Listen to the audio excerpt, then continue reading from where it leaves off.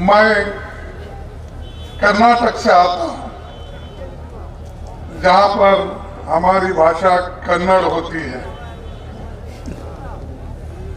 और मुझे यहां पर आपको संबोधित करने में थोड़ा अपने शब्दों में थोड़ा सा व्यत्यास भी हो सकता है, लेकिन उतना तो गड़बड़ी मैं नहीं करूंगा जितना हमारे नेता लोग दूसरे करते हैं। मैं पूरी कोशिश करूंगा कि अपनी बात को बताने का और भारत जोड़ो यात्रा जो राहुल गांधी जी ने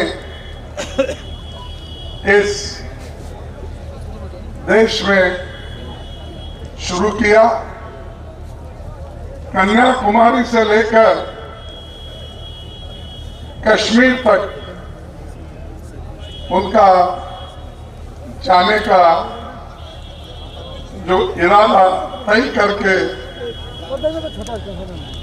रास्ते पे निकले, वो अब तक 3120 किलोमीटर उन्होंने कंप्लीट किया है। देश में ऐसे कम लोग होते हैं, वो भी खासकर इस युग में। बहुत से युग चल नहीं पाते और उसूलों के लिए लड़ने वालों की संख्या भी बहुत कम हो गई। जैसा कि बिहार एक जमाने में माना जाता था कि यहां पर कांग्रेस पार्टी के बड़े बड़े नेता अपने उसूलों पर चलकर इस बिहार की तरक्की की थी। खासकर श्री बाबू जो सबसे ज्यादा दिन साल उन्होंने मुख्यमंत्री पद पे रहा और बहुत से नए नए चीजों को, तरक्की के चीजों को इस बिहार में लाया और उनके साथ और भी कांग्रेस के 3-4 बड़े चीफ मिनिस्टर यहां हो गए और उसी के साथ नेहरू जी के जमाने में, इंदिरा जी के जमाने में भी जो केंद्र में 32 साल तक जगजीवन राम जी अपना एडमिनिस्ट्रेशन में कामयाबी के साथ हाथ बटाए। तो ऐसी धरती है, एक तरफ पॉलिटिकल लीडर्स, एक तरफ भगवानों की धरती। अब ये तो स्थान बहुत मशहूर है और इस स्थान के वजह से यहाँ लाखों लोग आते हैं, यहाँ के भगवान के दर्शन लेते हैं और इससे आगे बढ़ के भी महात्मा गांधी जी का एक मोहनदास करमचंद गांधी जी से जो महात्मा बने वो भी बिहारी है। चंपारण का सत्याग्रह और यहां पर से जो कांग्रेस पार्टी का एक एजिटेशन शुरू हुआ, जैसा कि आज भारत जोड़ो यात्रा राहुल गांधी जी कर रहे हैं, वैसा चंपारण सत्याग्रह ये महात्मा गांधी जी की वजह से चला। और यही धरती है जहां पर महावीर पैदा हुए, यही धरती है जहां पर गौतम सिद्धार्थ को बुद्ध बनाया, ये भी बिहार का ही। तो बिहार ऐसा है कि दुनिया को रोशनी देने वाला जगह है, मार्गदर्शन करने वाला एक स्थान है। लेकिन यहाँ के लोग मजदूरी के लिए, पेट भरने के लिए बाहर जाते हैं, क्योंकि यहाँ पर कोई कारखाने नहीं है, कोई बड़ा जो लोगों को, युवकों को काम मिले, ऐसा कोई यहाँ पर कारोबार नहीं है। और आज की सरकार तो ये सिखाती है युवकों को, सबको नफरत का मार्ग दिखाती है, लोगों को नौकरी नहीं देती। और आज महंगाई इतनी बढ़ रही है, पूछो मत, आसमान छू रहे हैं। और हमारी आर्थिक स्थिति दिन पे दिन कमजोर होती जा रही है।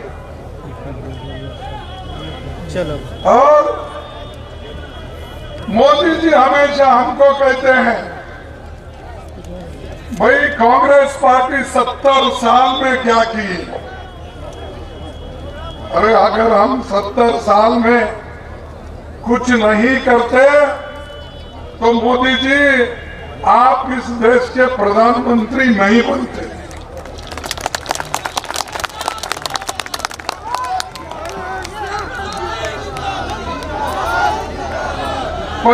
पचास 60 गाड़ियां लेके जो आज घूम रहे हो, ये कांग्रेस की देन है, क्योंकि कांग्रेस ने जमहूरियत को बचाया, कांग्रेस ने संविधान को बचाया। इसीलिए आज आप जैसे आदमी प्रधानमंत्री इस देश के बने, और मेरा जैसा एक गरीब का बेटा भी अपोजिशन लीडर और AICC प्रेसिडेंट होकर आपके सामने। ये हमारी देन है। आप कुछ नहीं किए, आप ना आज देश को आजादी दिलाए, आप देश के लिए लड़े नहीं, आपके कोई आदमी जेल नहीं गया, आपका आदमी कहीं ब्रिटिश के खिलाफ हाथ नहीं उठाया। सब कुछ कांग्रेस ने किया, देश को आजादी दिलाई। देश की तरक्की के लिए पंडित जवाहरलाल नेहरू जी ने 5 ईयर प्लानिंग के साथ देश को आगे बढ़ाया। ये एम्स किसका है?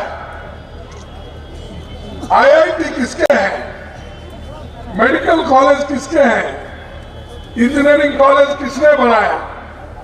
आज जो बहुत से टेक्नोक्रेट हमको दिखते हैं देश के अंदर और देश के बाहर, और जब वे मोदी जी जाते हैं वहां बहुत से डॉक्टर, इंजीनियर्स वो तालियां बजाते हैं। वो कौन है?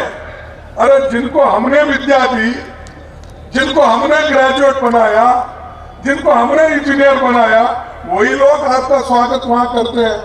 वो तो आपके जमाने में तो नहीं बने आप, लेकिन उसको आप गुमराह कर रहे हैं।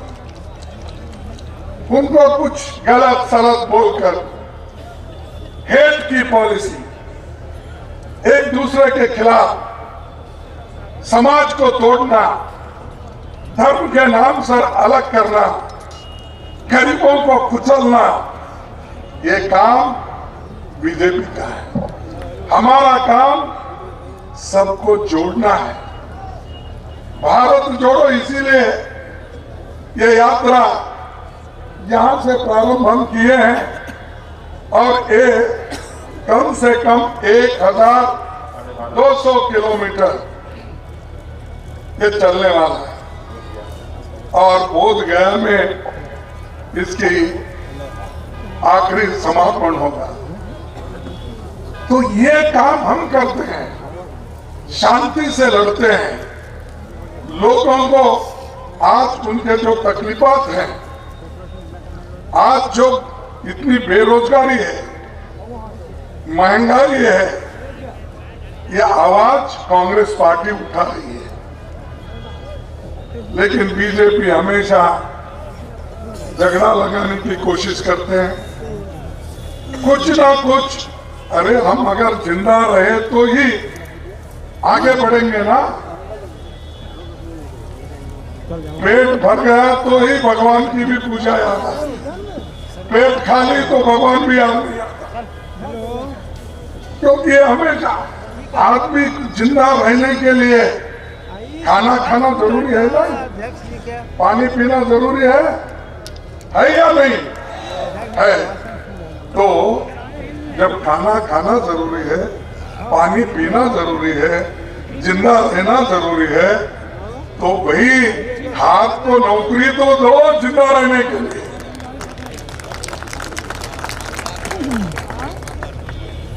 नए नए स्कीम लाए। यहाँ के नौजवान में देखा, एक साल पहले बहुत बड़ा वो आंदोलन हुआ अग्निवीर का। देखो साहब, मैं आपसे कह रहा हूं, इस देश में 30 लाख सरकारी नौकरी खाली है। कितने? 30 लाख। वो रेलवे में 3,50,000, डिफेंस में, पैरामिलिट्री में, एजुकेशन में, और जो एडेड इंस्टीट्यूशंस हैं, जो सरकार पैसा देती है, वो सबको अगर आप कन्याकुमारी से दिल्ली तक या दिल्ली से कश्मीर तक गिनेंगे तो 30 लाख सरकारी नौकरी है। अरे परमानेंट नौकरियां दो। क्यों हमारे युवकों को आस दिला रहे हो? अग्निवीर लो, कितने साल के लिए? 4 साल के बाद क्या कर रहा हो? भुट्टे भुनना, पकोड़ा। तो अगर देश के लिए नौजवानों को ऐसी स्थिति करेंगे, ये 30 लाख क्यों नहीं भर रहे, मैं पूछ रहा हूं।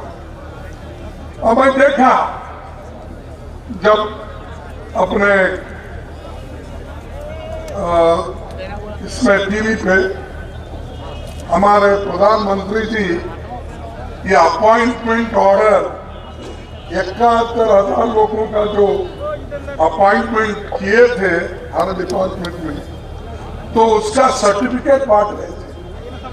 अरे भाई, अपॉइंटमेंट तो अंडर सेक्रेटरी करके भेजता है, सेक्शन ऑफिसर करके भेजता है, वो प्राइम मिनिस्टर देने की क्या आवश्यकता है? ऐसा तो हर साल लाखों वैकेंसीज आते हैं, लाखों वैकेंसीज भर्ती होते हैं, कोई प्राइम मिनिस्टर ऐसा नहीं किया। बेंगलुरु में आते हैं 71,000, दिल्ली में आते हैं 75,000, ये बांटते जा रहे सर्टिफिकेट।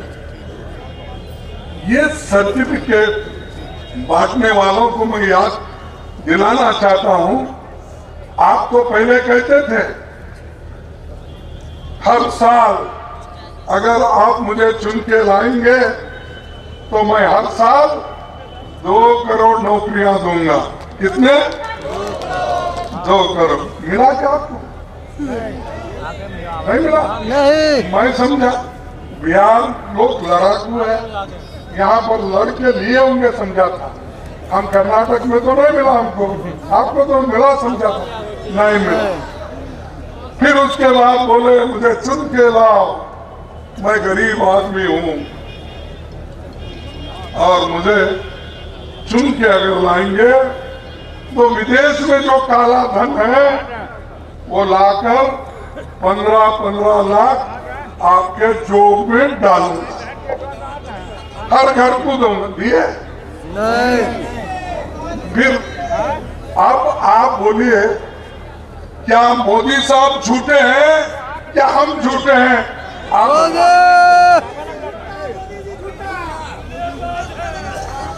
लेकिन फिर भी मोदी को क्यों नौजवान लोग वोट डाल रहे समझ में नहीं।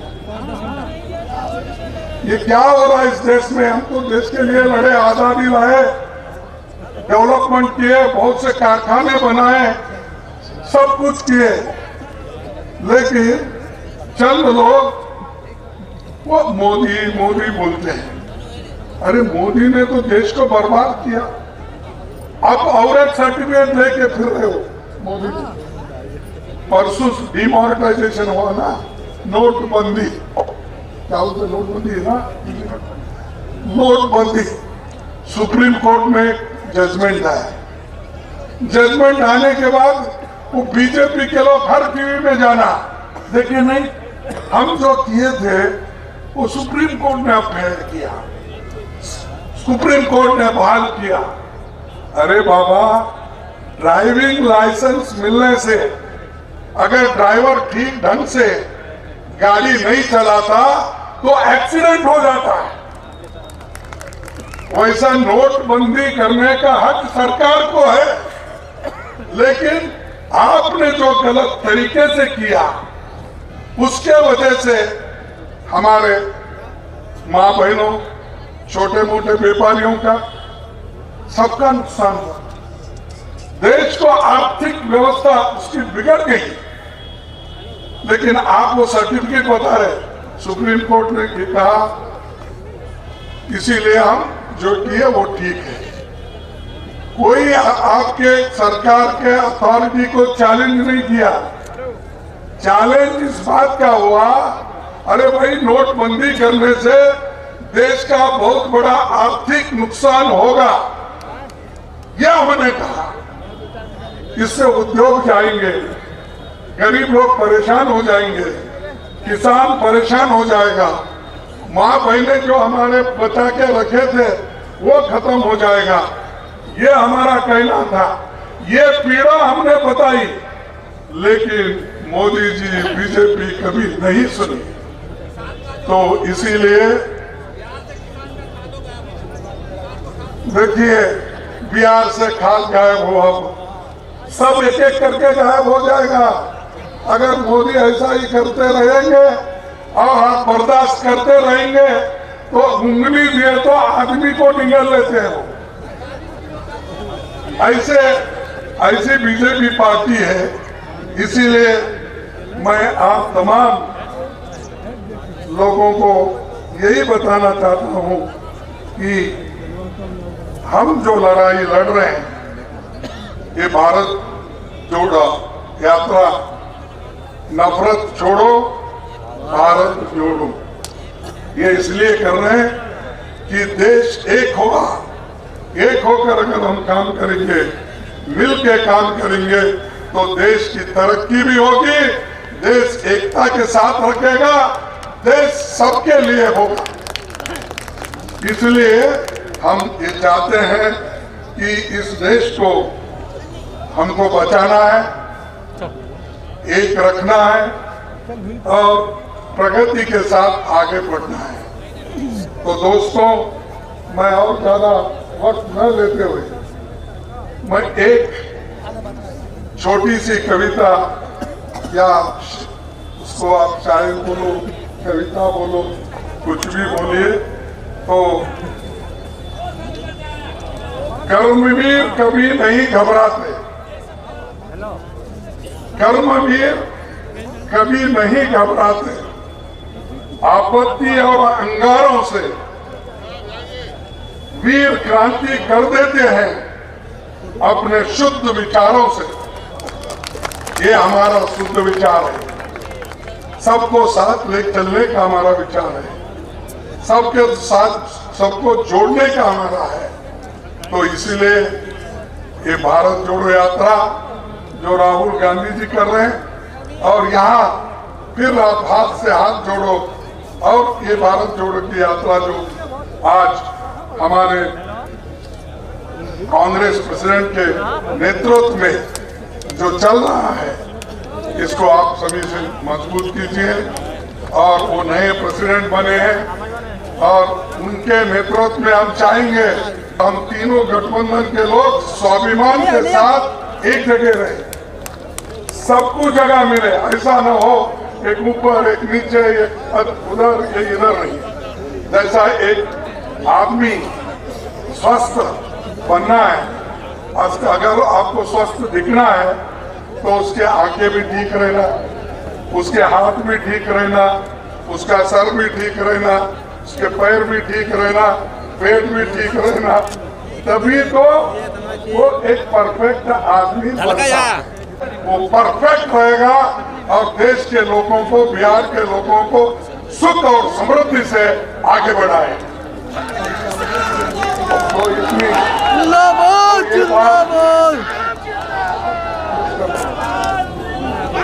ये बात कहते हुए मैं आप सभी को धन्यवाद देता हूँ। जय कांग्रेस, जय हिंद।